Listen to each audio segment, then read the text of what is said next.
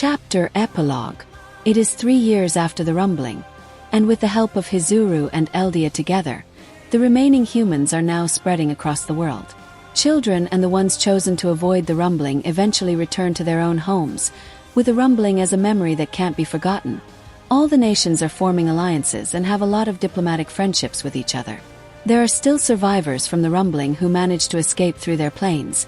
Some of them prepare to attack Parody as revenge, but with the power of the Nine at their full power, the enemies are destroyed in the end. The Parody military might not be as strong as its former glory, but Eren and Historia assure them that the enemies are gone, and thus the people finally get to live in peace and harmony without the threats of Titans. After coming back to Parody Island, the Yeagerists welcome Levi back. Levi decides to retire as he heard the news of his former comrade's death, and before that, Eren brings Levi to Zeke and he kills him as he promised Erwin. Levi eventually owns a tea shop and it also becomes popular in the end. Mikasa also gives birth to a pair of twins, a boy and a girl. They named the boy Eric and the girl Carla.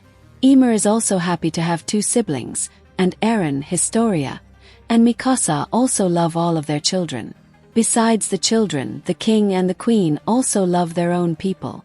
They learn the errors of the past kings and queens of Eldia, and they make sure that the soldiers aren't forcing the people to obey their orders, and those who did are punished. 3 years ago, Eren, Mikasa, and the council all head to the remains of Fort Salta. All the bodies have turned into dust and disappeared, and the only one left is the body of Armin. Sasha kneels with tears and says, "Jean and Connie.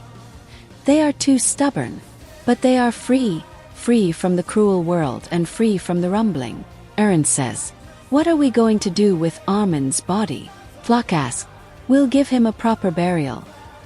As the 15th commander of the Survey Corps, Eren says, "We'll bury his body under the tree that we like to race." Mikasa nods as the soldiers carry the bodies while they head back to the flying boat. Before leaving, Eren turns and looks back at Fort Salta. He sighs before returning to the ship.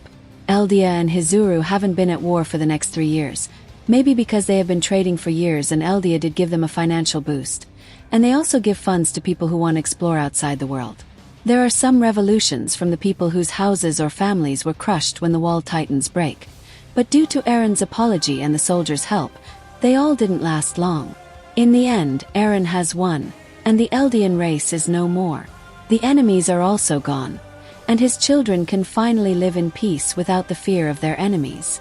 "Papa, can you tell me this story again?" Ymir pulls Eren's collar and asks with a smile. "Of course, Ymir," Eren says. "Here is the story of the girl named Krista.